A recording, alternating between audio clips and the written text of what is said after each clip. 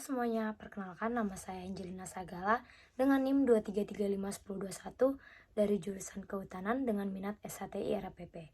Di sini saya akan membahas tentang penggunaan drone dalam bidang kehutanan. Saya akan menampilkan PPT tentang penggunaan drone dalam bidang kehutanan. Jadi, selamat menonton. Penggunaan drone dalam bidang kehutanan.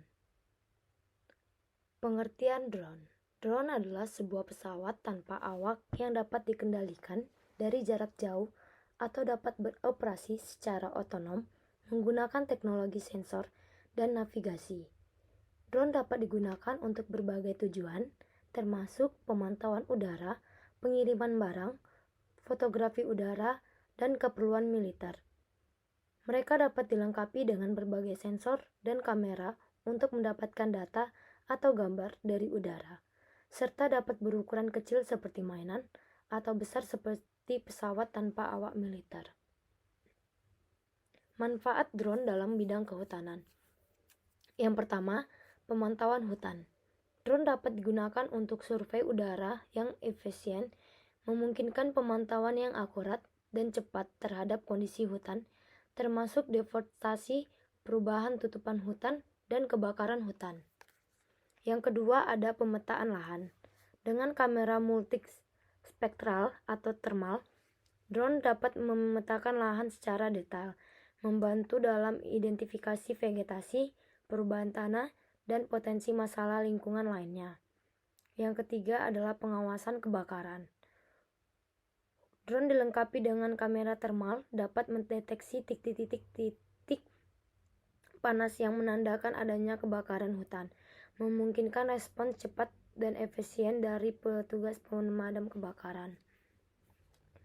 Yang keempat, pemantauan keanekaragaman hayati.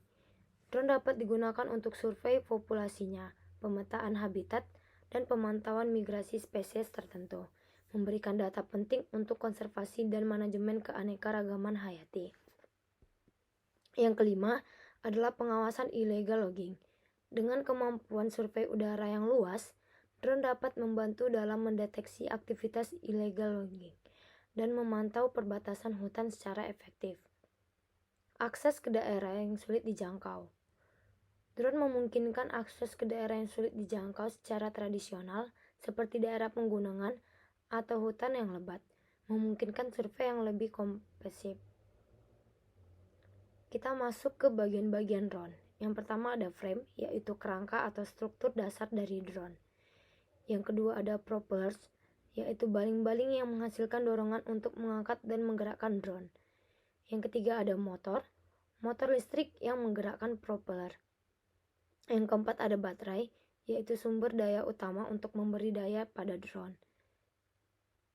Yang kelima ada controller penerbangan, yaitu otak drone yang mengontrol semua aspek penerbangan seperti stabilisasi, navigasi, dan komunikasi dengan pengendali.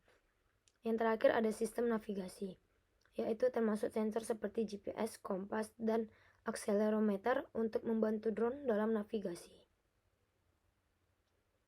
Selanjutnya ada kamera, yaitu opsional, tetapi banyak drone dilengkapi dengan kamera untuk pemantauan atau fotografi udara. Selanjutnya ada transmitter, yaitu pengirim, alat yang digunakan oleh operator untuk mengontrol drone. Selanjutnya ada receiver atau penerima, menerima sinyal dari transmitter dan meneruskannya ke controller penerbangan. Selanjutnya ada landing gear, bagian yang mendukung drone saat mendarat atau lepas landas. Baru ada antena untuk komunikasi nirkabel antara transmitter dan receiver. Beberapa drone juga dilengkapi dengan fitur tambahan seperti sensor hambatan, lampu, dan gimbal kamera untuk stabilitas gambar yang lebih baik. Kita masuk ke cara menggunakan drone. Yang pertama adalah pengisian baterai. Pastikan baterai drone dan pengontrolnya terisi penuh sebelum digunakan.